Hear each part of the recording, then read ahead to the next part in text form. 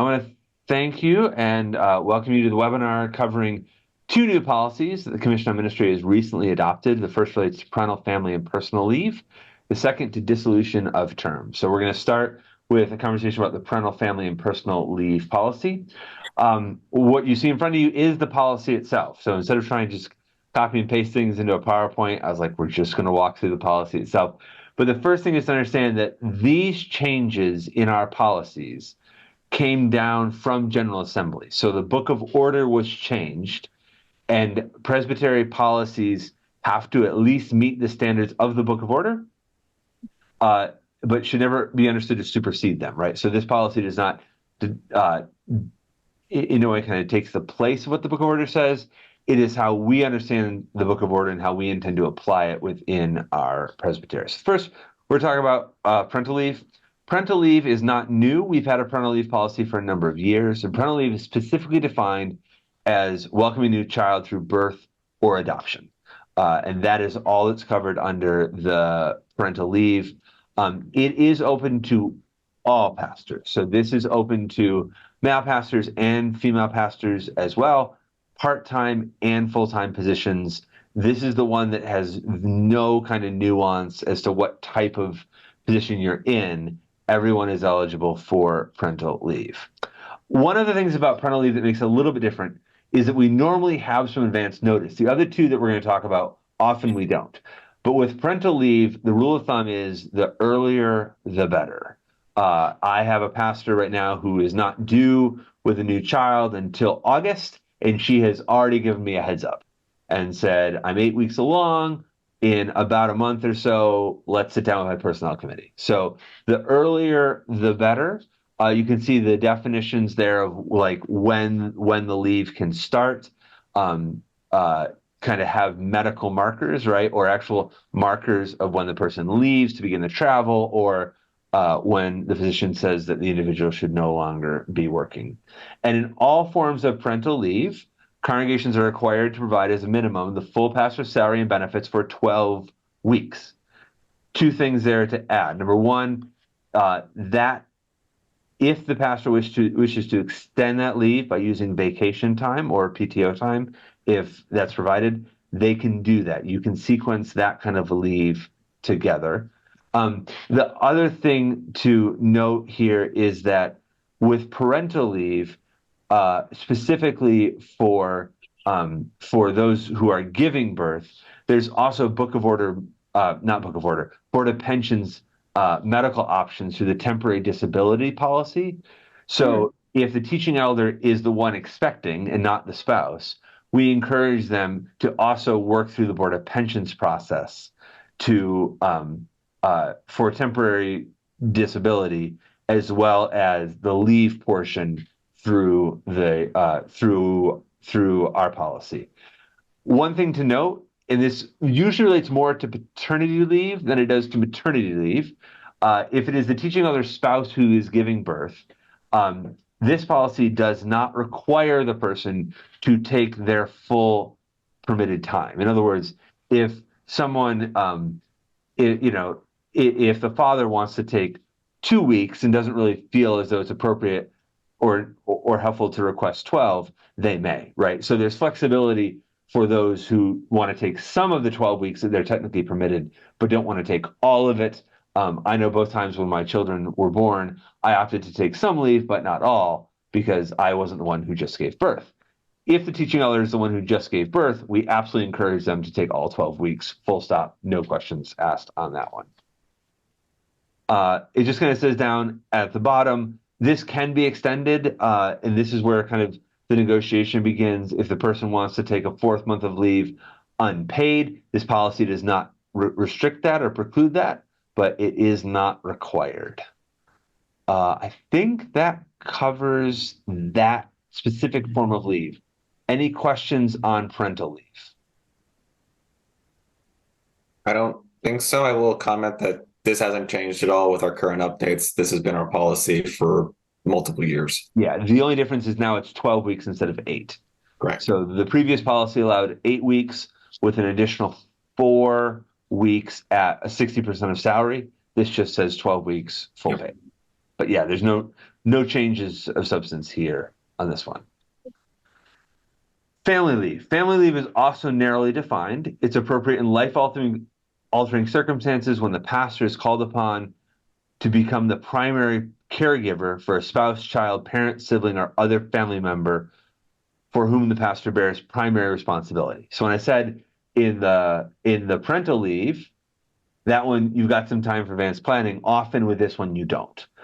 This is often a situation has arisen that is sudden and unexpected and not planned for. The rules here are split between two different categories, and we'll talk about this. Congregations are required as a minimum to provide the full salary and benefits for up to 12 weeks for those in installed or covenant pastoral relationships, and up to 8 weeks for those in other temporary pastoral relationships. This is the first time that we've kind of seen this, like these two broken out. So let me explain what each of them are.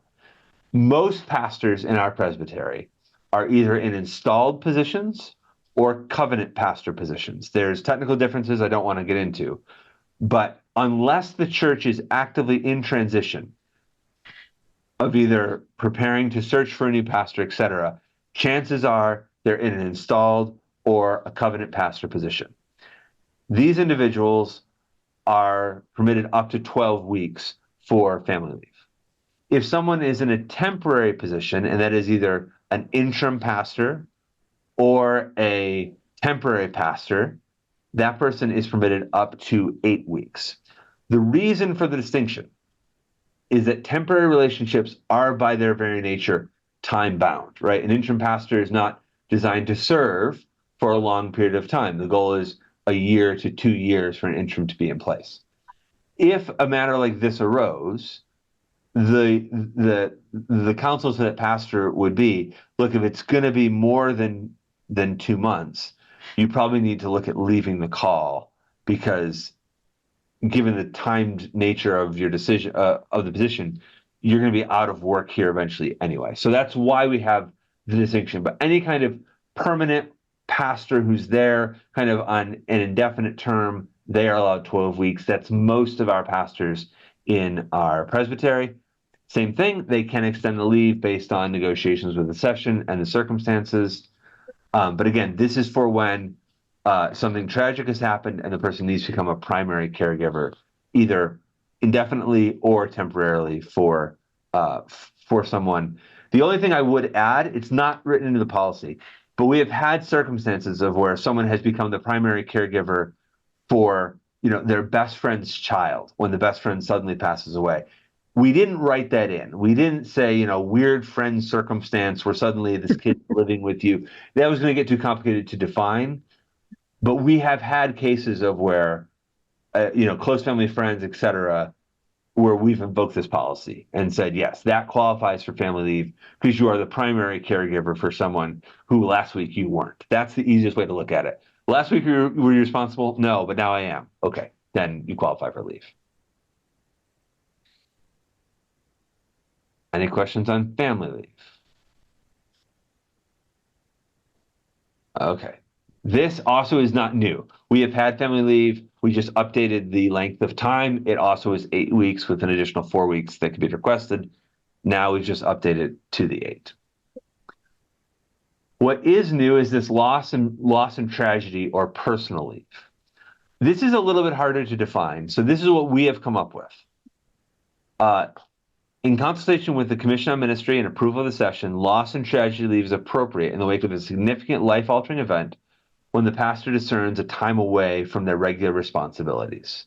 The pastor should provide, as part of the request, a plan toward healing that includes intentional practices and action steps. This is actually easier to give an example than to try and explain. So a few years ago, we had an individual in our presbytery whose mother died in May, somewhat suddenly, whose sister died tragically at Thanksgiving. And having suffered 2 significant losses in the course of 1 year, this individual felt it was best for them to take some time after Advent into January and February to do some intentional grieving, processing, healing, and reflecting. What this individual did is that they put together a plan. They asked for 4 weeks away. And they also listed these were the practices that they were going to do. They were going to meet weekly with a pastor who they had identified. They were going to do a trip with a spouse and their remaining parent, right? They had laid out some actual steps of this is how I'm going to use this time. The session approved it, but they went in with here's the situation, here's the plan, and here's what I'm going to do. I'm not just going to sit at home and eat Cheetos. Okay. That's the type of thing that we're thinking here, right? This could be in some places you'd call this like extended bereavement leave, but this is basically a policy that says when something that is significant and life altering, where you really do need some time, right? I'm thinking tragic circumstances, death of a child, things like, right? So those are the things. It's vaguer, right? The first two are very easy to define. This one is not. But the same policy applies as it does to parental leave. 12 weeks for installed and covenant positions, 8 weeks for other temporary positions. And you can join that leave together. Questions on that? That one's more ambiguous. It's much more nebulous. And I will comment that the General Assembly's version is even more vague. So this is us trying to give a little bit of training wheels to the General Assembly's policy to help guide pastors and congregations' decisions. So if you go look at the GA's version, you'll be like, oh, wow, that says very little for me to guide in. So this is our way of trying to help people understand what it's probably intended for.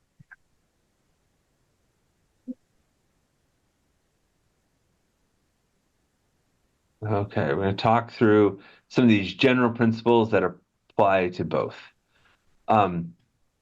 We encourage churches to be supportive, right? If, as I said at the Presbytery meeting in December, two things can be true. Things can happen in the life of a pastor that do necessitate time away from work, and that time away can be very challenging for the congregation which they lead. And what we're trying to do in this policy and more generally is balance those two concerns of how do we make sure that we are providing time and space for our pastors to attend to life circumstances, but also make sure that we're supporting the congregation in the midst of that.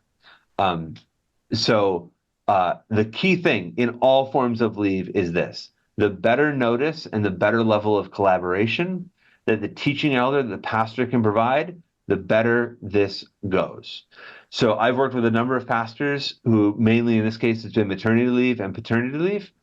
And in those situations, when the pastor has come with a plan that has said, here are the days I'm going to be gone, here are the people who are going to cover preaching and moderating and pastoral care, those have gone very, very well. So we actually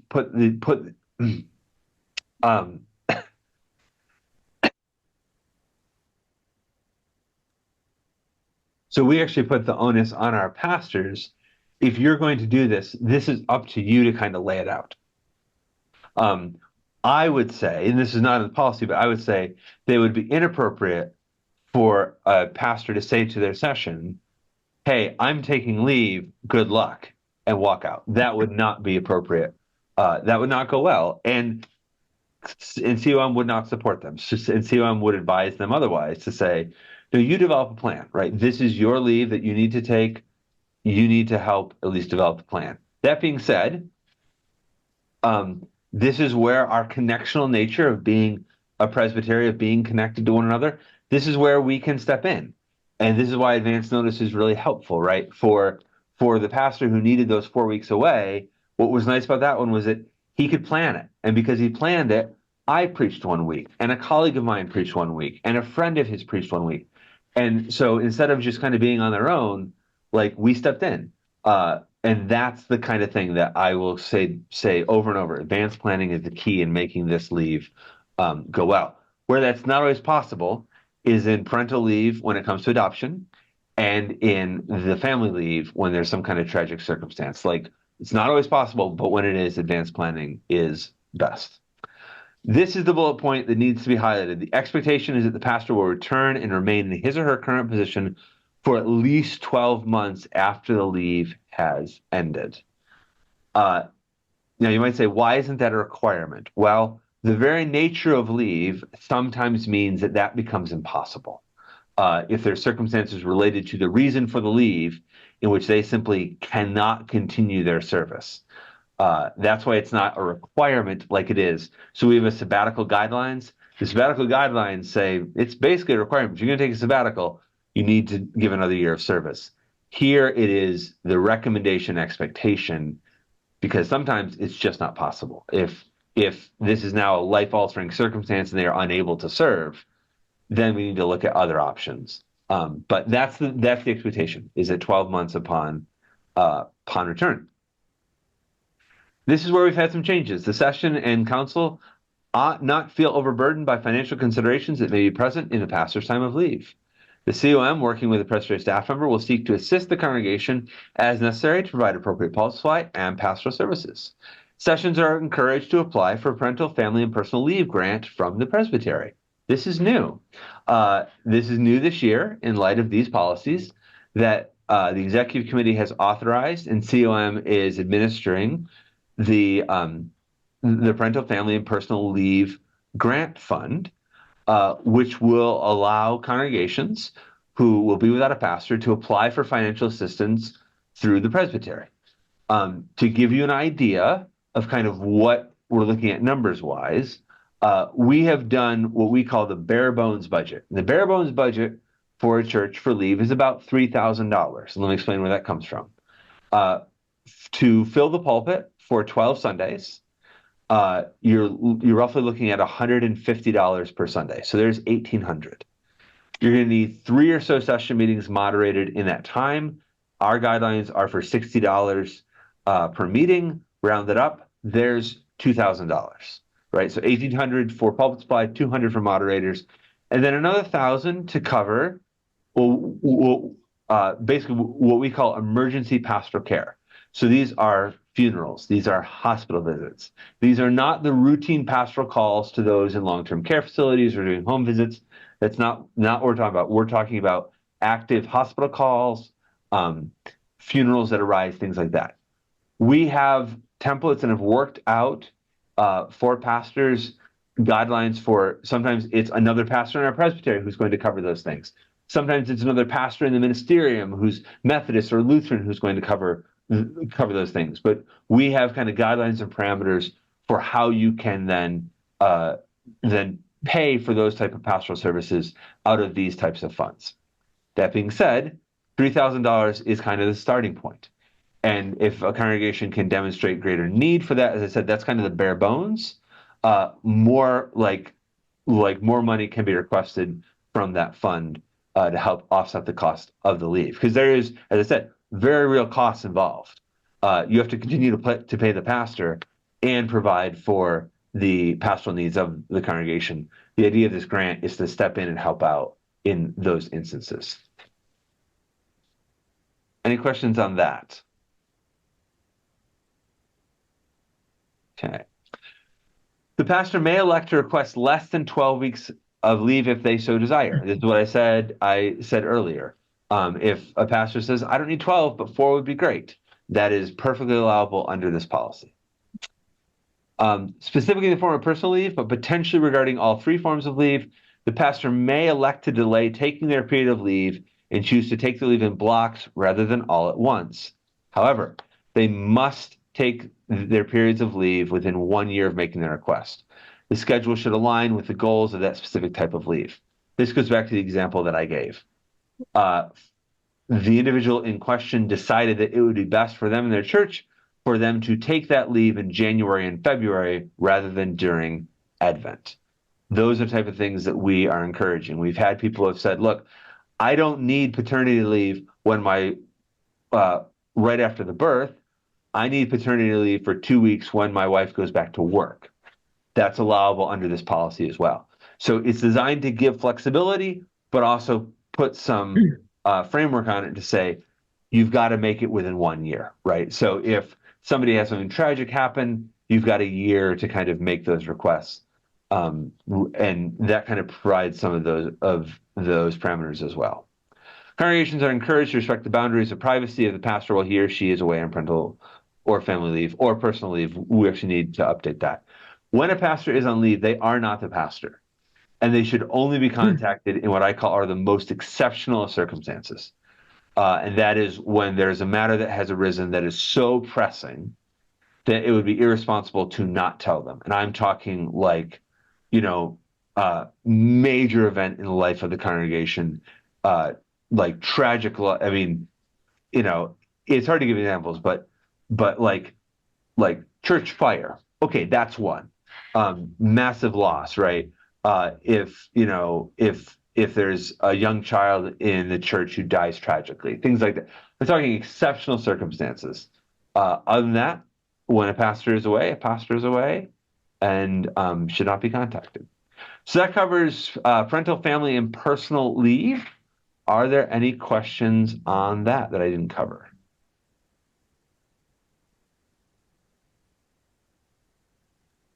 I think the only thing to note would be that these are now going to be in the minimum terms of calls going forward.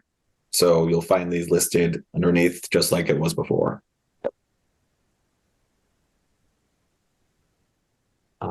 So let's move on to our next one. And this is less fun to talk about. Not that the first one is necessarily fun, but sometimes leave is needed in joyful circumstances, right? Of new children arriving and things like that.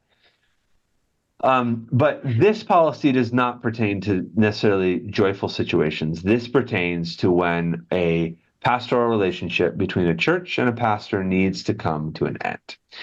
And for a long time, it has been the precedent within the denomination that it is appropriate for a church to continue to provide pay and or benefits to a pastor after their time of service has ended to help them transition from one role to the next.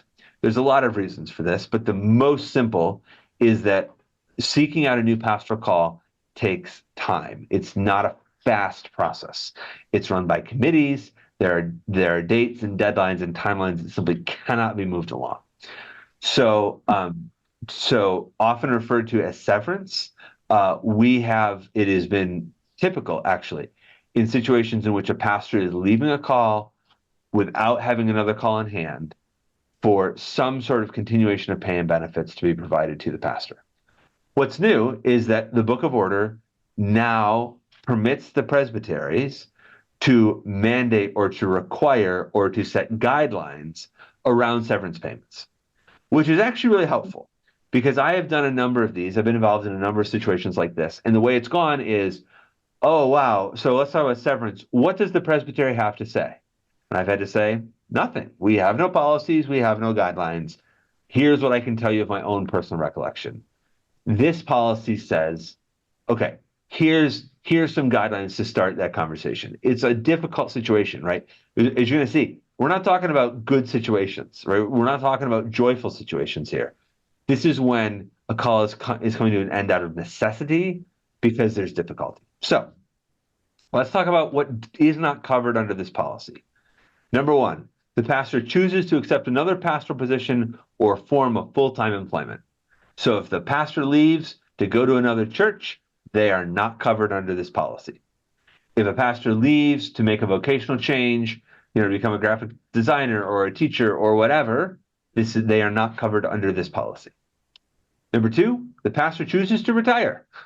If the pastors come to the end of their career and they're done, we're not talking about those situations. The pastor is no longer eligible to serve as pastor. These are really not good circumstances.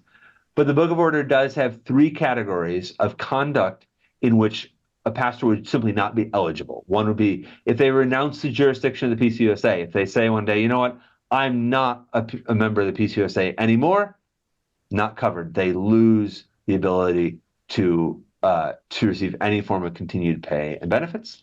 And the fourth one is the pastor chooses to resign for personal reasons without providing any additional information. So if the pastor simply wants to be done, they don't have a new call, they're not retiring, there's no disciplinary conduct issue, and they just say personal reasons, that's fine. They can do that, but they are ineligible to receive any form of continued pay and benefits.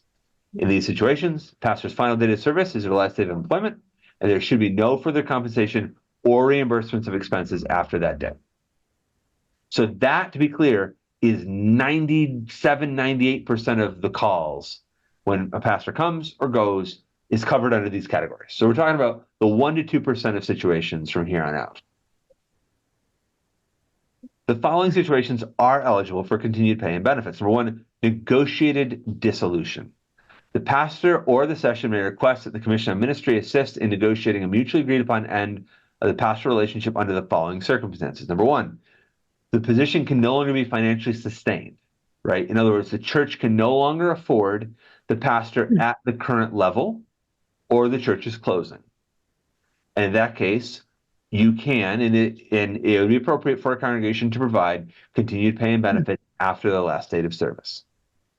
Conflict and disagreement between the pastor and members of the church make it prudent for the pastor relationship to end. Sometimes this happens, of where there's conflict and things are not going well, and simply put, the pastor needs to not be the pastor of that church anymore.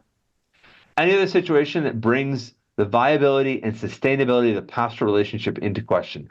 This is kind of a catch-all. Again, there's not a disciplinary reason. There's not a misconduct reason. There's not a reason that disqualifies them from continuing to serve, but something has happened that simply makes it not viable for this pastoral relationship between the church and the pastor to continue.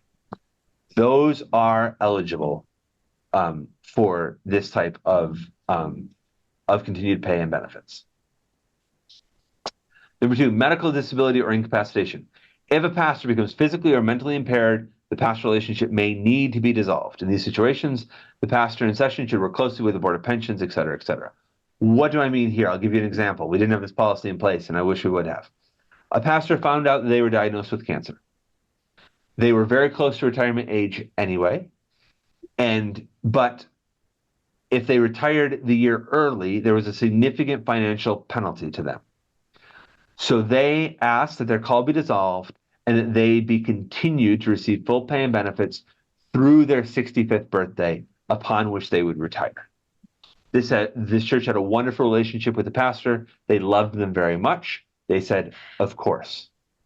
That's the type of situation. If a call needs to end because of a medical situation, then it is possible for a continuation of pay and benefits policy to be applied. Last is dissolution for cause. Now, this is going to be a little confusing, but hear me out. Pastoral relationship may be dissolved by the presbytery as a result of either judicial action or because the church's mission demands it. So what you'll see is that there's a number here, G-20904, that is not included here, G-2057, et cetera, et cetera. The Book of Order has these three specific categories to which someone is not eligible to serve. They have done something which has rendered them ineligible for membership or for participation as a pastor. However, there are other circumstances in which a person has found themselves usually in a bad situation. The call needs to end. The pastor needs to step in and end it, but they're not ineligible to come back at some point and serve as a pastor somewhere else. I'll give you the simplest example. If a pastor is found to be in a situation of sexual misconduct that is not criminal in nature, okay? So if a pastor is found to be involved in some kind of extramarital relationship with a consenting adult, so it's not a criminal situation, that call would need to be dissolved because there's a disciplinary action that would need to follow that. In that situation, this policy still applies because the pastor is not ineligible to serve, but the call needs to end. And to help them transition out of that and into whatever is next for them, this dissolution policy is applied. So three situations. One, negotiated dissolution. Two, medical. Three, what we're calling dissolution for cause. This is where this policy kicks in. I'm going to reiterate, we're talking about 1 to 2% of situations that occur. Most times, this won't even come up. What happens here? The pastor is entitled to the following: a minimum of 3 months of full pay, defined as effective salary benefits and SECA offset, hereafter defined as severance, following their final date of service. So 3 months, they can remain on the payroll And the bottom line, as far as benefits and things like that, do not change. Any reimbursable accounts, so these are things like continuing education, professional expenses, may only be utilized before the final date of service, and continued use of those funds is not included in the terms of dissolution. So let's say a pastor, we negotiate, things are not going well. At the end of February, they're done. They would receive compensation as though they were still on payroll for March, April, and May, but continuing ed funds and professional expenses, they would not be eligible to continue to utilize those accounts. Anything from those would need to be utilized while still in active service before that end date in February. The pastor in session may agree to a longer period of continued pay and benefits, but this is subject to subsequent approval by the congregation at a duly called congregational meeting. So let's say because of the circumstances, the church says, let's say it's medical, right? The church says, you know what? No, we want to do more than 3 months. We want to do 6. That is allowed under the policy, but that has to be voted on separately not separately, has to be voted on at the congregational meeting at which the call is dissolved. So if it's just the 3 months, if it's just what's already in the policy, that's not a separate item for information. It can be mentioned, but it's not negotiable. It's part of the terms of call when you brought that person on board. But if they're going to go above those 3 months, that needs to be reported and included in the motion at the congregational meeting when the call is dissolved. So I'm going to kind of say that again, just for clarity. If it's just the 3 months, no matter what the circumstances are, at the congregational meeting to vote to dissolve the call, it can be mentioned as an item for information, but it's not part of the motion. It's not part of the action that's being taken. That is part of dissolving that call. If you're going above the 3 months, for whatever the circumstances may be, then that needs to be mentioned in the motion. So the first situation with just the 3 months would be the session recommends that the congregation of First Presbyterian Church concur with the request of Reverend so-and-so that their call be dissolved February 28th, 2025. Okay, that'd be the first situation. The second one would be the session recommends that the congregation concur with the request of Reverend so-and-so that their call be dissolved effective February 28th and receive 5 months of continued pay and benefits in gratitude for their service. That's the difference. The first one, it's just a garden variety, dissolve the call. The second one, you've got to add in how it's differing from this policy into the motion. If the pastor receives full-time or comparable employment, including any form of pastoral service at a similar number of hours, prior to the end of the severance period, the severance terms and final dates of coverage shall be prorated accordingly.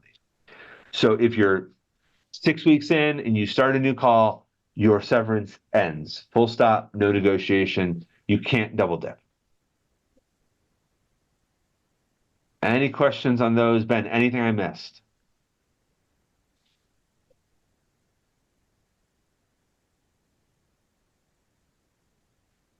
This is kind of the process. I don't want to deep dive this, but we'll just kind of go through it. The way that this gets started is either the session, the pastor, or if there's an administrative commission, notifies COM that they want to dissolve the call and provides a brief overview for the reasons why.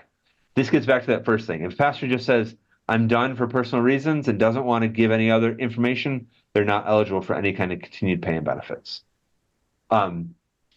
If the pastor is totally good with those 90 days and doesn't want anything else, then we're done. There's no kind of negotiation that goes on. If they are going to ask for more, then we get into the latter parts of this policy that I don't want to necessarily go over because it's not.